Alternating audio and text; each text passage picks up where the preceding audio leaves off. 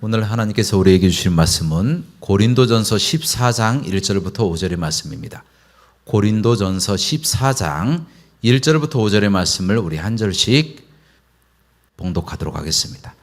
우리 힘차게 큰 목소리로 1절부터 봉독하겠습니다. 시작. 사랑을 추구하며 신령한 것들을 사모하되 특별히 예언을 하려고 하라. 방언을 말하는 자는 사람에게 하지 아니하고 하나님께 하나니 이는 알아듣는 자가 없고 영으로 비밀을 말함이라. 그러나 예언하는 자는 사람에게 말하여 덕을 세우며 권면하며 위로하는 것이요 방언을 말하는 자는 자기의 덕을 세우고 예언하는 자는 교회의 덕을 세우나니 나는 너희가 다 방언 말하기를 원하나 특별히 예언하기를 원하노라. 만일 방언을 말하는 자가 통역하여 교회의 덕을 세우지 아니하면 예언하는 자만 못하니라. 아멘. 오늘 말씀의 제목은 신령한 것을 사모하라 입니다. 따라 하시겠습니다. 신령한 것을 사모하라. 제가 어렸을 때는 그렇게 믿음이 없었습니다. 부모님들이 교회 다니니까 저도 어쩔 수 없이 교회를 다녔던 거고요.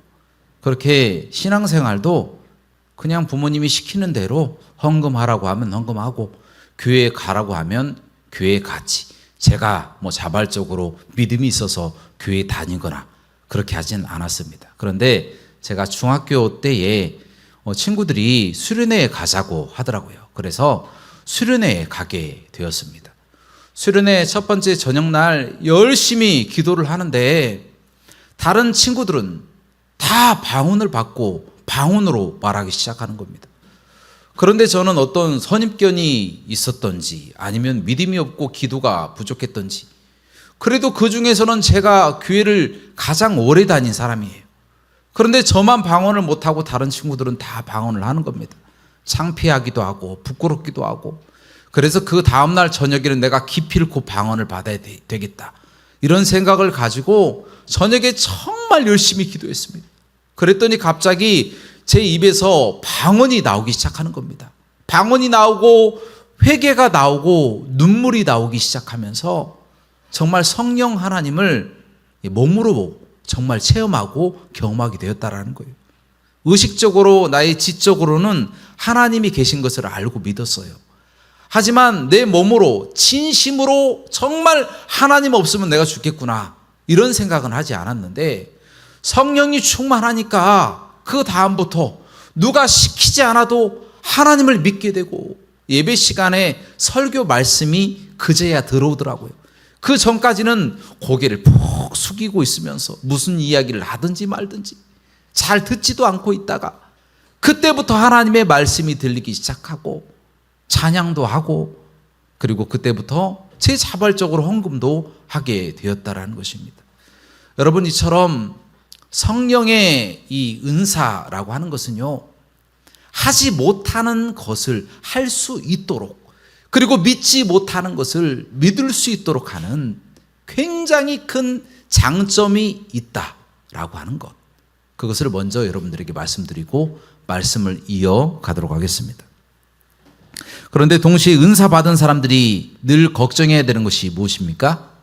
바로 신앙의 교만이죠. 나만 은사 받았고 너는 받지 못했잖아 라고 하는 이 신앙의 이 우월감 그리고 이단에 빠질 그런 위험이 있기 때문에 늘 스스로 겸손해야 되고 늘 하나님의 말씀을 벗어나지 않도록 노력해야 한다는 것입니다. 그런데 요즘 더 큰 문제가 있는데 많은 사람들이 이 성령의 은사에 약간의 위험성이 있다고 해서 그 위험성을 전부로 확대를 시켜버려서 이 약간의 위험성을 전체적인 위험, 지나친 이 터부시하는 그런 경향으로 만들어버리고 말았다라는 거예요.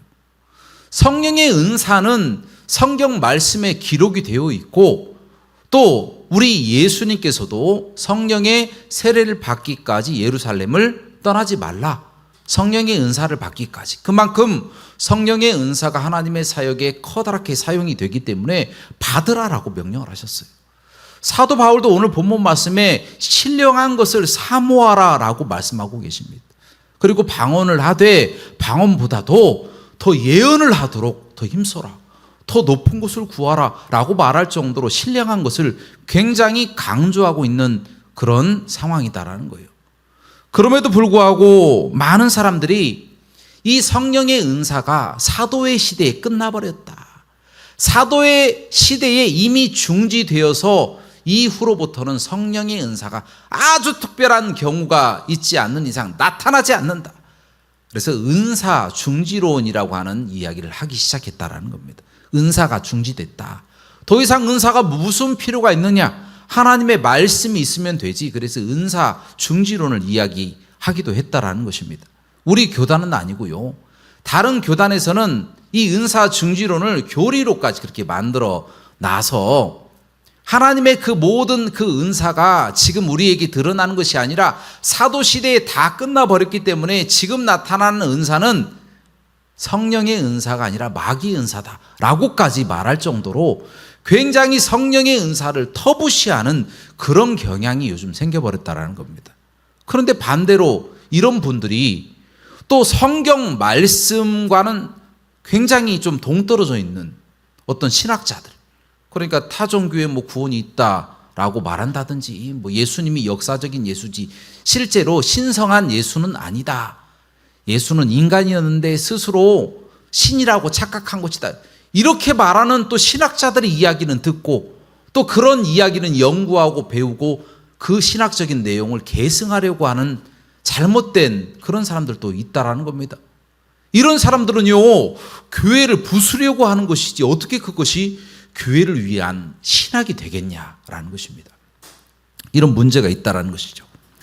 자, 그렇다면 우리는 성령의 이 은사들에 대해서 어떤 태도를 우리가 취해야 할까요? 성령의 약간의 위험성, 성령의 은사에 약간의 위험성이 있기 때문에 다 버려야 되느냐? 그렇게 하면 안 되죠. 성경 말씀대로 하나님의 말씀을 듣고 하나님의 말씀대로 성령의 은사를 사모하는 것, 그것이 바로 우리가 이 시대에 반드시 해야 할 일이다라는 것입니다. 어떻게 해야 된다고요? 하나님의 말씀처럼 사도 바울도 강조한 것처럼 하나님의 말씀대로 은사를 사모하고 그 은사를 받기 위해서 기도하고 그 은사대로 바르게 사용하면 되지, 은사에 약간의 위험성이 있다고 그 은사 전체를 터부시하며 다 버려야 된다. 그것은 잘못된 생각이다라는 거예요. 그래서 오늘 이 부분에 관해서 함께 말씀을 나누고자 합니다. 자, 오늘 본문 말씀에 보면요, 이 성령 세례가 시작되는 방언과 통병과 예언에 관해서 기록되어 있습니다. 바울은 너희가 다 방언하기를 원하고 될 수 있으면 예언하기를 원한다라고 말할 정도로 이 신령한 은사에 대해서 개방적이었습니다. 그렇게 하라라고 이야기하고 있습니다. 방언이라고 하는 이 말은요, 헬라어로 글로사라고 하는 말입니다. 문자적으로만 보면 혀라고 하는 뜻이고요. 비유적으로 이야기하면 언어입니다. 그래서 이 방언이라고 하는 것은 언어다라는 겁니다. 그런데 이 방언의 특징이 있다면 무엇이냐면 우리가 방언으로 이야기해도 우리가 이야기하는 그런 내용을 우리가 알아듣지 못한다라는 거예요. 여러분, 그 사도행전 앞쪽에 보면 이 사도들이 하나님의 말씀을 듣고 또 예수님의 그 명령을 지키려고 마가의 다락방에서 열심히 기도하는 장면이 나오잖아요. 그때에 하늘에 불의 혀같이 갈라지는 성령이 내리면서 그들에게 아주 특징적인 일이 일어납니다. 그것이 바로 무엇입니까? 방언이 터져 나오는 거예요. 120명이 다 각기 다 다른 나라의 언어를 하기 시작했다는 거예요. 그래서 그 언어를 외부 사람들이 듣고 하나님의 말씀을 듣고 깨달아서 우리가 어찌하면 우리가 회개하고 변화될 수 있을까라고 질문하고 있다라는 겁니다. 여러분, 그런데 놀라운 사실은 그렇게 이야기했던 120명의 문도는 자기가 무슨 이야기를 하는지 몰랐다라는 거예요. 본인 스스로가 방언을 하는 거예요. 다른 나라의 언어를 하면서도 본인 스스로는 알아듣지 못했다라는 겁니다. 그 이유가 무엇입니까? 통변의 은사가 없었기 때문에. 그래서 방언의 은사는요, 본인 스스로가 이 속에서 영으로 사람에게 이야기하는 것이 아니라 누구에게 이야기하는 것입니까? 하나님께 이야기한다라고 말씀에 기록되어 있다라는 겁니다. 우리의 영이 우리가 알지 못하는 비밀을 하나님께 기도로서 아뢰는 것, 그것이 방언이다라는 겁니다. 물론 그 내용 중에는 축복하는 내용도 있고요. 또 그 내용 중에는 다른 사람을 위해서 기도하는 기도도 있고, 교회를 위한 기도, 나라를 위한 기도, 전 세계를 위한 기도가 그 방언 기도 안에 들어있을 수도 있습니다. 왜냐하면 성경 말씀에 그렇게 나와 있기 때문에. 그러나 통변하지 못하는 사람은 그 내용을 안다고요, 모른다고요? 모른다라는 겁니다. 통변하지 못했기 때문에, 통변하는 은사를 받지 못했기 때문에 방언하는 사람은 영으로만 기도하게 된다는 거예요. 하지만 그 뜻은 알지 못한다. 그러면 왜 우리가 방언을 해야 되냐라고 하는 질문을 하게 되잖아요. 방언은요, 우리가 우리의 언어로 아는 단어로 내 마음의 소원을 하나님 앞에 아뢰는 마음의 기도가 있지만, 우리 속에 우리 영이 원하고 우리 영이 반드시 해야 되는 기도는 우리 입술 가운데 나오지 못하는 경우가 많다라는 거예요. 그래서 우리 영이 필요해 하는 것을 우리가 기도를 하면 우리 영이 기도하기 때문에 마음의 기도와는 조금 상반된, 어찌 보면 비밀스러운 내용까지도 우리 영이 하나님께 기도하게 되는 유익이 있다는 거예요. 유익이죠. 마음으로만 기도하면 내 영이 진정으로 무엇을 원하는지 모르잖아요. 그러나 방언으로 기도하면 우리의 기도가 하나님께 상달이 되는 거예요. 우리가 무슨 말을 하는지는 몰라도 하나님이 그것을 들으시고 우리에게 응답하신다는 거예요. 그래서 방언의 은사는 할 수만 있으면 다 하시기를 주님의 이름으로 부탁드립니다. 성경 말씀에 그렇게 나와 있기 때문에. 바울도 방언을 가장 많이 하는 사람 중에 한 명이다. 본인 스스로가 그렇게 말합니다. 누구보다 더 많이 방언을 말한다라고 이야기를 합니다. 그래서 방언을 해야 된다라고 하는 것이 맞습니다. 그런데 고린도전서 14장 말씀에 보면 이 방언이 해서는 안 되는, 방언을 해서는 안 된 그런 상황에 관해서 기록되어 있는 그런 부분들이 있어요. 그래서 어떤 분들은 방언은 교회에서 하면 안 돼, 교회에서 하지 말아야 돼 라고 아주 극단적으로 이야기하는 분도 계십니다. 그것은 성경을 잘못 본 거예요. 자, 성경 말씀 속에 방언을 왜 교회에서 어떤 순간에 하지 말아야 되는가, 이 부분에 관해서 이야기를 하고 있는 거예요. 방언은 언제 하면 안 되냐면, 방언은 다른 사람에게 해서는 안 된다는 거예요. 무슨 이야기냐면, 본인 스스로가 천사의 방언을 받았다고 할지라도 다른 사람에게, 잘 알지도 못하는 성도님에게 찾아가서 방언으로 막 이야기를 하는 거예요. 막 뭐라고 막 이야기를 하는 거예요. 그러면 상대방이 들을 때 어떻게 알아듣습니까? 이 사람이 미친 사람 아닌가? 이렇게 알아들을 수밖에 없다라는 거예요. 그러면 그 사람에게 그 방언이 무슨 소용이 있겠습니까? 설사 그 방언의 내용이 축복의 내용이고 그 사람을 사랑해주는 내용이고 위로해주는 내용일지라도 그 사람에게 무슨 위로가 되고 축복이 되고 기쁨이 되겠냐라는 겁니다. 도리어 그 사람이 방언하는 사람을 향해 미친 사람이 아닌가, 그렇게 생각하게 된다는 거예요.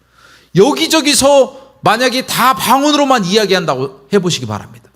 방언 소리가 막 들리는데 그것을 통변해 주는 사람이 없으면 밖에서 듣고 미친 사람이라고 생각한다라는 거예요.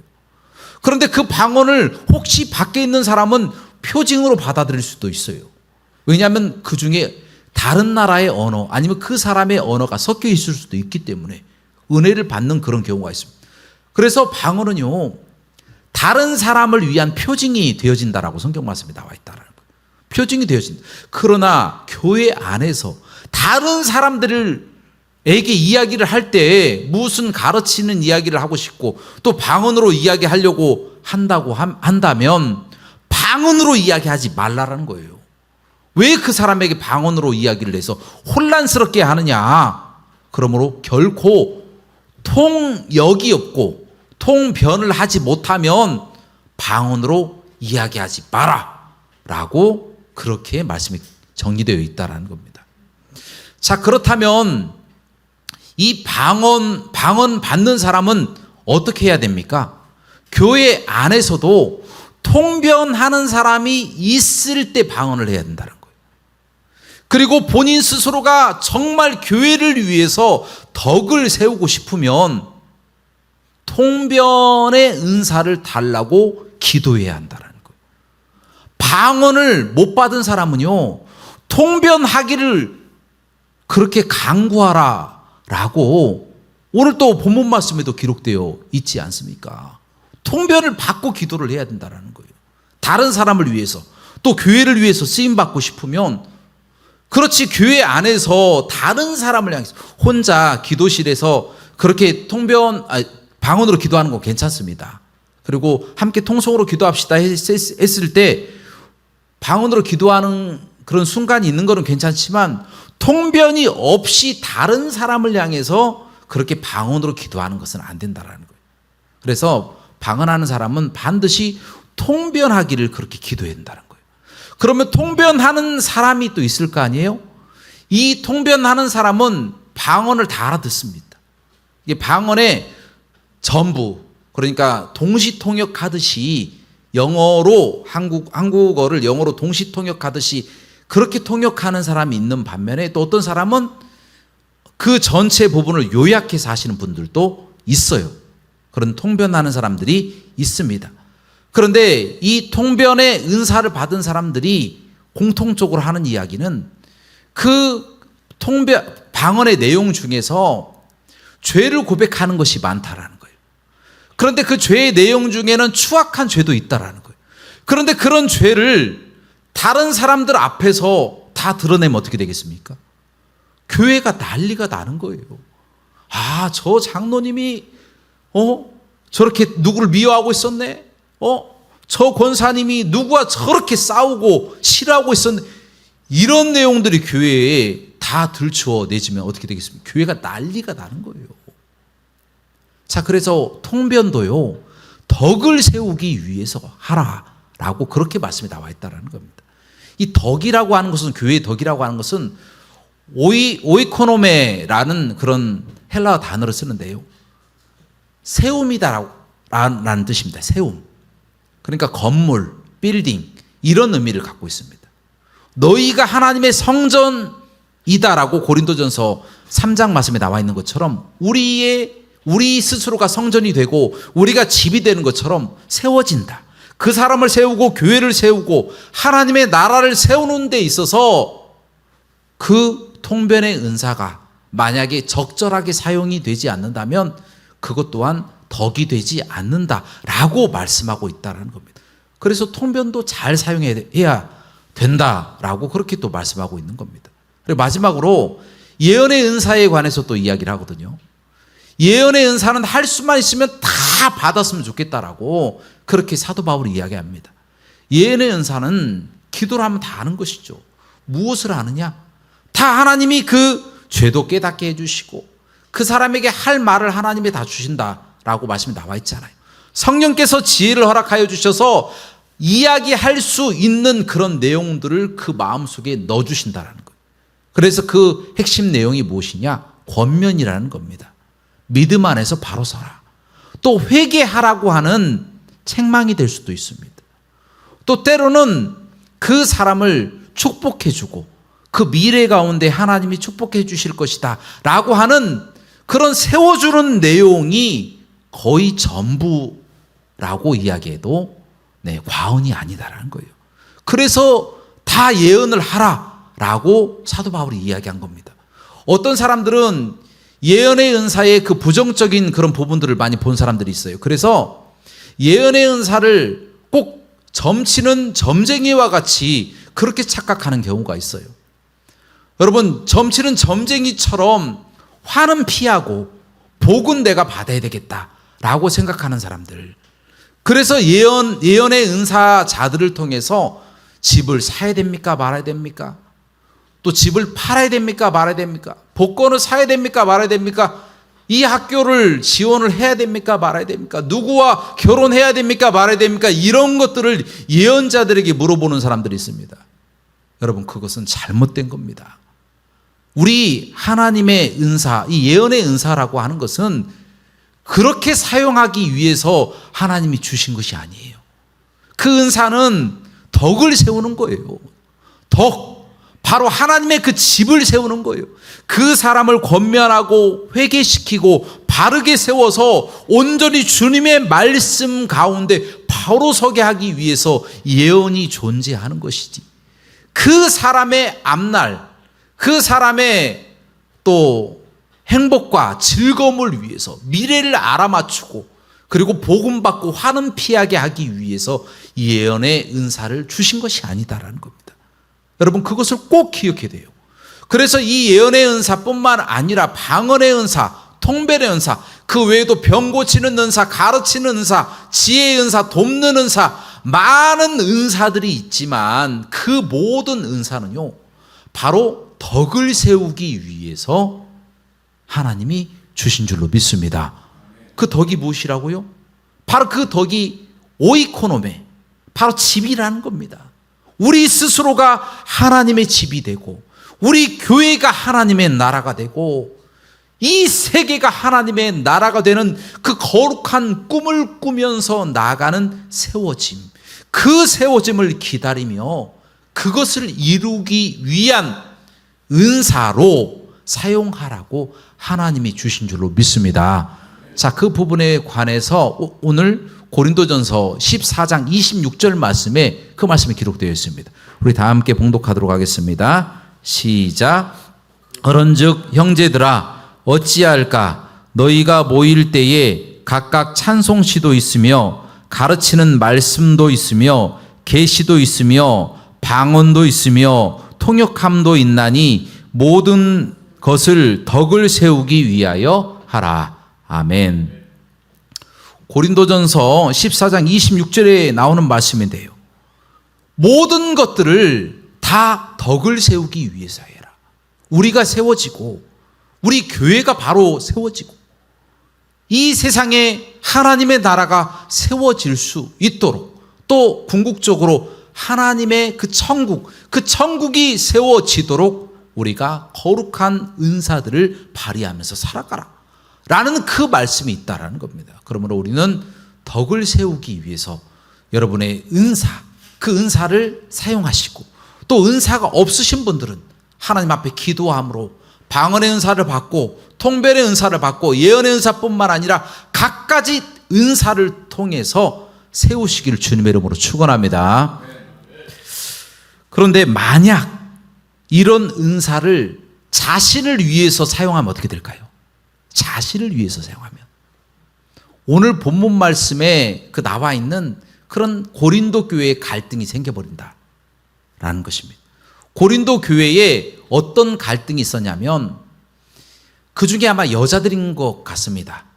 이 여자분들이 열심히 기도하고 열심히 막 찬송도 하고 그러니까 은사가 많이 임한 것 같습니다. 그래서 방언의 은사도 받고 또 통변의 은사도 받고 병 고치는 은사도 받고 또 예언의 은사도 다 받았어요. 그런데 문제는 이분들이 이 은사를 어떻게 사용해야 될지를 모르는 거예요. 그래서 곳곳마다 가면서 방언으로 기도하는 겁니다. 모든 사람들이 방언으로 기도하는 거예요. 기도할 때 혼자 기도하면 모르는데 교회에 와서도 다른 사람들을 향해서 막 기도를 하는 겁니다. 다른 사람들을 보면서 방언으로 막 기도한다고 한번 생각해 보시기 바랍니다. 여러분이 상대방이라고 생각해 보세요. 방언으로 막 이야기를 하는 거예요. 한국말을 하는 거야? 아니면 미국말을 하는 거야? 도대체 무슨 말을 하는 거야? 나한테 뭘 말하고 싶은 거야? 라고 답답해 하는 거예요. 또 이쪽에서 또 방언으로 이야기하고, 이 사람도 방언으로 이야기하는 사람들한테 또 이야기를 하고, 난리가 난 거예요. 난리가 난 겁니다. 또 옆에서는 통변하는 한다는 사람이 그 이야기를 듣고 이 사람 죄가 있어, 이 사람 어떤 죄가 있어, 이 사람 도둑질하는 마음이 있어, 저 사람 살인하는 마음이 있어, 저 사람 괴롭히는 마음이 있어, 그런 마음들 고백하는 모든 방언의 내용들을 듣고 다 교회에서 막 이야기를 하는 거예요. 교회가 난리가 나는 겁니다. 예언하는 사람은 너는 앞으로 어떻게 될 거야, 너는 앞으로 어떻게 될 거야, 이런 문제가 있을 거야, 이런 화를 피해가야 돼, 피해가려면 무엇을 해야 돼, 이런 식으로 해서 온 교회가 진짜 난리 법석을 다 떨고 난리가 나버린 거예요. 혼란에 아주 궁극적인 그런 상황까지 와버리고 말았다는 겁니다. 자, 그런 상황에서 사도 바울이 아주 특별한 상황이죠. 고린도 교회라고 하는 그런 특별한 그런 교회를 향해서 여자들은 교회에서 잠잠하라 라고 말씀하신 겁니다. 모든 교회들에게 여자들은 교회에서 잠잠하라, 여자들은 가만히 있고, 여자들은 목사도 하면 안 되고, 여자들은 열심히 기도하면 안 되고, 방언도 교회에서 하면 안 되고, 예언 통변 이런 것도 하면 안 돼, 여자는 안수 받아도 안 돼. 다 교단에서는 안수도 안 주더라고요. 여자 장로님도 안 되고 목사님도 안 되는 거예요. 자, 그렇게 굉장히 극단적으로 나가는 그런 상황도 있는 그런 교단들이 있는데요. 자, 우리 이 말씀, 이 고린도전서 14장에서 이야기하는 사도 바울의 이야기는 여자들이 교회에서 잠잠하라고 하는 것은 이 고린도 교회라고 하는 특별한 상황 가운데, 여자들로 인해서 혼란스러운 상황 가운데 여자들은 교회에서 잠잠하라, 다시 말해서 질서를 좀 지켜라 라는 말씀을 했다라는 겁니다. 지금 시대를 우리가 바꿔서 이야기한다면 품격 있게, 질서 있게 은사를 나타내더라도 그렇게 사용해야 된다라고 이야기를 하고 있다라는 것입니다. 여러분, 이처럼 자기의 유익을 구하고 혼란스럽게 하나님의 은사를 사용하게 되면 교회가 어려워집니다. 그 삶도 어려워집니다. 더 예언을 잘하는 사람이 있고, 더 통변을 잘하는 사람이 있고, 더 방언을 잘하는 사람이 있지 않겠습니까? 그러면 그런 사람들이 최고로 등극해서 내가 더 예언이 더 세, 내가 더 방언이 세, 내가 더 통변이 세, 서로 싸우지 않겠습니까? 그런 모든 부분들을 정리할 수 있는 그런 이야기, 바로 그것은 질서대로 하라는 말씀인 줄로 믿습니다. 우리 하나님은요, 질서의 하나님이시지 무질서의 하나님이 아니십니다. 우리 하나님은요, 질서의 하나님이시고 화평의 하나님이시다라고 말씀하고 있습니다. 그래서 질서대로, 원칙대로, 또 그 하나님의 말씀대로 그렇게 질서대로 하나님의 은사를 사용하시길 주님의 이름으로 축원합니다. 자, 그 다음은 무엇이냐면 은사는 품격 있게 사용해야 한다라는 것입니다. 그리고 굉장히 질서 있게 사용해야 된다라는 거예요. 왜냐하면 오늘 본문 말씀 27절부터 38절에 나오는 말씀에 보면요, 누가 방언을 하려고 하면 혼자만 하지 못하게 하라. 적어도 2-3 사람이 방언을 하도록 하라 라고 말씀하십니다. 그리고 2-3 사람만 방언할 때에 방언만 하게 하지 말고 반드시 통변하는 사람이 옆에 있어야 된다. 그렇지 않으면 방언을 교회에서 하지 마라 라고 사도 바울이 이야기합니다. 하나님의 말씀을 듣고 사도 바울이 권면하는 것이죠. 그리고 또 예언도 마찬가지예요. 예언도 혼자 하지 마라. 예언하는 사람은 반드시 2 사람이나 3 사람이 모여서 예언하도록 하라. 그리고 그 사람들만 놔두지 말고 영을 분별하는 사람이 있어야 한다. 영을 분별하는 사람도 1명만 있으면 안 돼요. 적어도 2 사람이 있어야 된다는 거예요. 그래서 아주 격식 있게 예언도 하는 거고, 아주 질서 있게 방언도 하는 것이고, 통변도 하는 것이고, 또 그것을 또 분별하는 사람도 있어야 된다는 겁니다. 그렇게 하지 않으면 하지 말라는 거예요. 차라리 그렇게 하는 것보다 하지 않는 것이 더 낫다라는 거예요. 여러분, 영을 분별하는 것은 무엇으로 분별합니까? 가장 예언을 잘하는 이런 사람이 분별합니까? 그게 아니에요. 하나님의 말씀으로 분별한다라는 거예요. 그래서 하나님의 말씀이 최고의 판단 가치가 되는 거예요. 하나님의 말씀으로 예언도 판단하고요. 하나님의 말씀으로 방언과 통변과 이 모든 은사를 다 판별하고 그것이 올바른지 그른지를 판결하게끔 만들어 놓는다라는 거예요. 그래서 모든 은사는 하나님의 말씀을 넘을 수가 없습니다. 계시를 받는다고 하더라도 하나님의 말씀 성경 66권 외에 또 다른 계시가 있을 수가 없습니다. 이 성경 말씀 안에 다 들어가 있는 거예요. 어떻게 보면 이 성경 말씀만 믿고 순종하고 따르기만 하면 굳이 성령의 그 은사가 필요 없을 정도로 완벽합니다. 그러나 사람은 연약하잖아요. 그래서 돕는 성령의 은사가 필요한 것이고 이 은사를 통해서 우리가 하나님의 사역들을 또 윤활유를 우리 기계에 묻히듯이 다 우리의 모든 녹슨 우리의 마음과 우리의 몸과 우리의 생각에 묻혀져서 깨끗하게 윤활하게 그렇게 돌아갈 수 있도록 만들어 주신다는 거예요. 그래서 이 말씀의 이 권위와 이 질서 앞에 모든 은사는 하나로 통일이 되어진다는 겁니다. 그래서 방언하는 사람은 통변하는 사람의 이야기를 들어야 되고 통변하는 사람은 예언하는 사람들을 항상 봐야 되고 예언하는 사람들은 하나님의 말씀 앞에서 늘 그 질서에 순종해야 된다는 겁니다.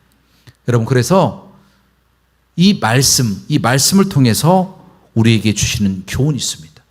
모든 은사는 품격 있게 품위 있게 질서대로 행하라 라는 말씀입니다.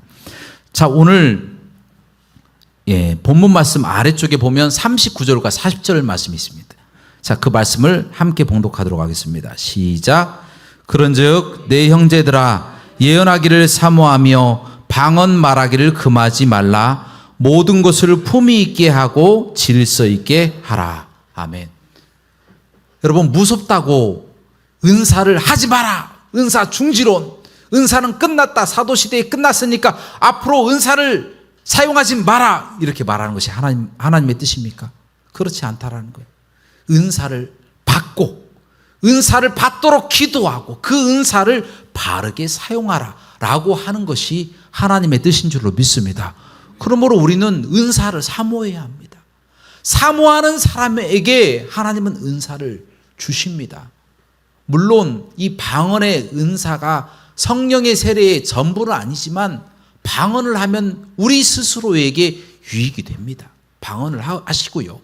또한 하실 수만 있으면 통변도 하시고 예언도 하시기 바랍니다. 그리고 병 고치는 은사도 받으시고 다른 갖가지 은사를 받으셔서 누구를 위해 사용해야 된다고요? 주를 위해서, 덕을 세우기 위해서. 어떤 덕이요? 교회의 덕. 바로 우리 스스로가 세워지고 교회가 세워지고 세상이 온전히 바로 세워질 수 있도록 사용해야 된다는 거예요. 그래서 나의 유익과 나의 만족을 위해서 은사를 사용하면 반드시 고린도 교회처럼 무너질 수밖에 없고 혼란스럽게 되지만 하나님의 말씀을 붙잡고 그 말씀대로 은사를 받고 그 은사를 사용하면 교회가 더욱더 뜨거워지고 교회가 더욱더 능력이 나타나고 교회에 하나님의 역사가 나타나서 하나님의 큰 역사가 우리의 모든 삶 가운데 넘치게 될 줄로 믿습니다. 함께 기도하시겠습니다. 은혜가 풍성하시고 자비로우신 하나님 아버지, 우리가 주님 앞에 기도를 하면서 우리가 때로는 세상 사람들의 이야기처럼 방언은 조금 이상한 사람들이 하는 것이 아닌가, 또 신령한 은사라고 하는 것은 배우지 못한 사람들이 이야기하는 것이 아닌가라고 착각할 때가 있었습니다. 하나님, 이제 하나님의 말씀을 바로 알게 하여 주시고 하나님의 말씀대로 성령의 은사를 사모하게 하여 주시고 단 우리가 하나님의 그 은사들을 우리의 만족과 유익을 위해서 사용하는 것이 아니라 100% 주를 위해서 이 세워짐 오이코노메를 위해서 우리가 사용할 수 있도록 인도하여 주시옵소서. 모든 영광 하나님께 돌리기를 원하며 예수 그리스도 이름으로 기도하옵나이다. 아멘.